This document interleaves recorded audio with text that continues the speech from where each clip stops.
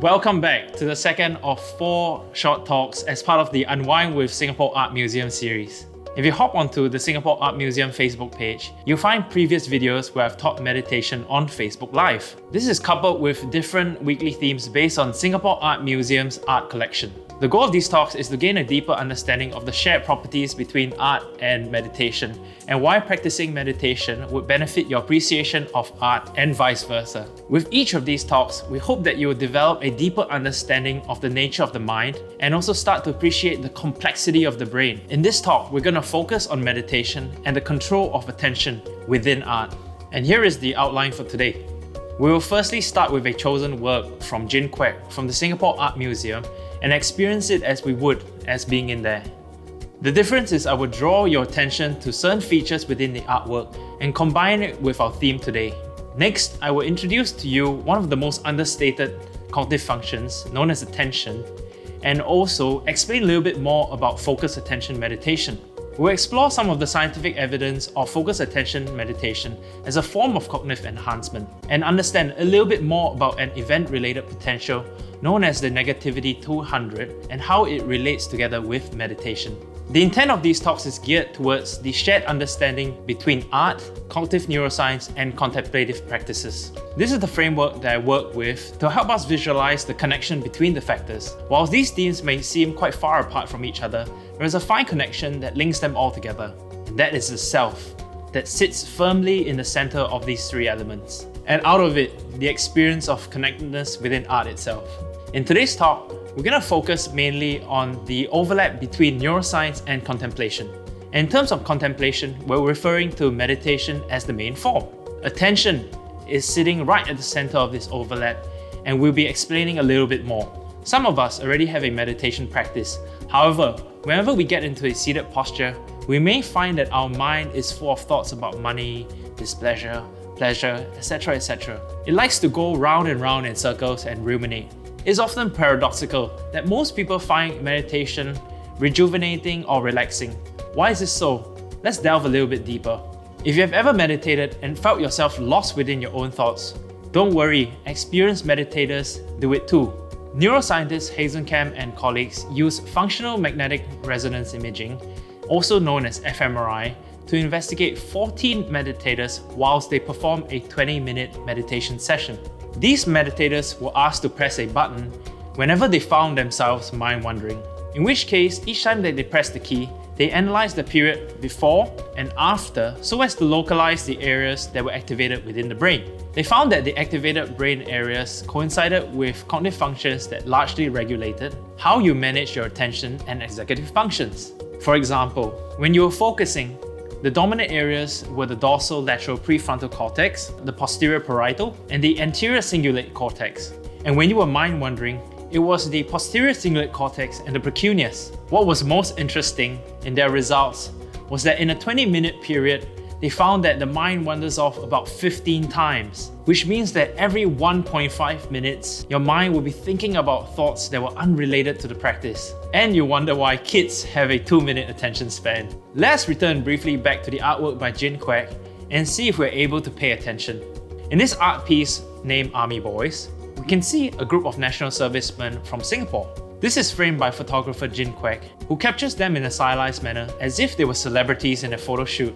They're in camouflage uniforms, face paint and weaponry. They're seen striking confident postures as if they were celebrities in a magazine, as well as being captured in a closely knit composition. There are many details in this artwork.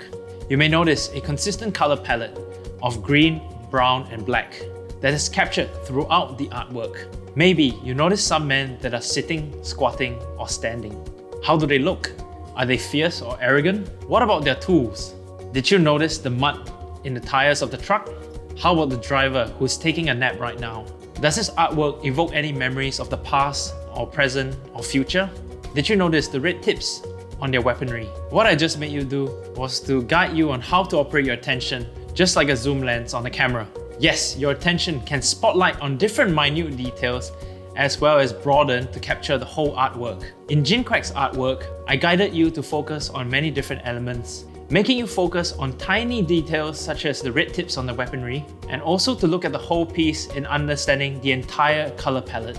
Attention has the ability to do that, and very quickly switch from one task to another automatically. To quickly define what attention is as a psychological construct, I quote on the famous American psychologist William James. He famously wrote in his 1890 landmark text, "The Principles of Psychology," that everyone knows what attention is.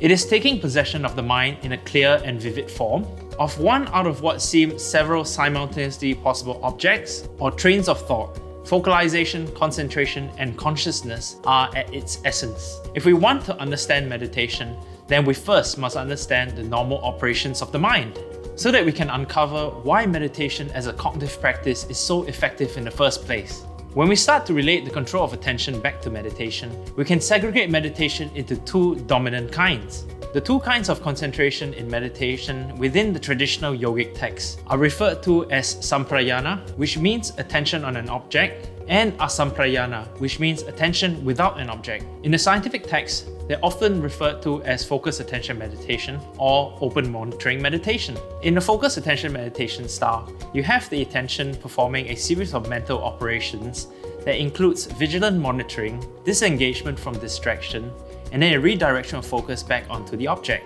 Yoga Nidra meditation, which was taught during the Facebook live sessions, is an excellent example of a focused attention style. It is also a cognitively directed method, which means that it serves to enhance your cognitive abilities. In the open monitoring meditation style, attention is still activated but in a tonically active manner. This means that there is no explicit object for attention to focus on, but that you're integrating different sources of information as one, and within the cognitive sphere is being translated into an entire experience. What I mean by integrating different sources of stimuli or information is things such as the sounds that you're hearing, or the things that are visually distracting you, or memories that are arising within your mind. The emphasis in open monitoring meditation is not to be reactive to these different stimuli, but experience each moment as it is. I want to draw your attention to a study which I conducted a few years ago to understand if a single session of meditation can help people learn better. Just to briefly outline the study design, there were 3 groups in it that were performing either a meditation or a control task. 2 of the meditation groups had a temporal manipulation to them, which meant that they were either practicing the meditation right before learning or 30 minutes prior to learning. What we found was that both meditation groups were performing faster than the control group. The control group was sitting there quietly for a period of time prior to learning the sequence task. And in fact, the participants that were performing the fastest and had the greatest memory recall were the ones that practiced focused attention meditation 30 minutes prior to learning. This was evidenced by the black dots as you can see in the figure here, as well as the change in percentage when the disruption of the sequence was administered. But in fact, both focused attention meditation groups benefited in their reaction time performance. In yet another of my studies, we wanted to understand the effects of a 21-day meditation training period on changes in the brain. And here, briefly outlining the study design, within the dotted box, you can see that there were 3 groups in it. The first group had a 21-day training session of focused attention meditation, the second, a single session, and the third, a control group that performed a listening task prior to the sequence learning task itself. In the behavioral results, we had a significant group effect where the group that performed the 21-day meditation training was fastest across all the trials compared to the control group or the group that performed the single session alone.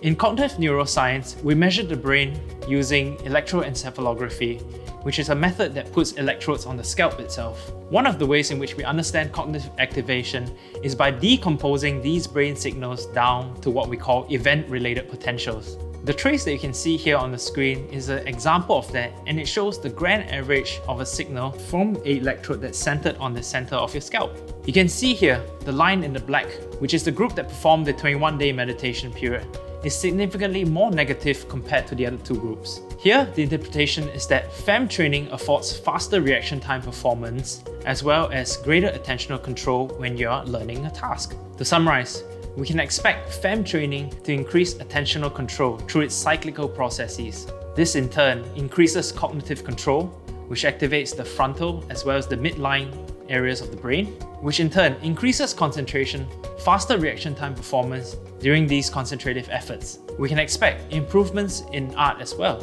your ability to focus on different elements within the art piece, as well as less distractions when you're viewing art.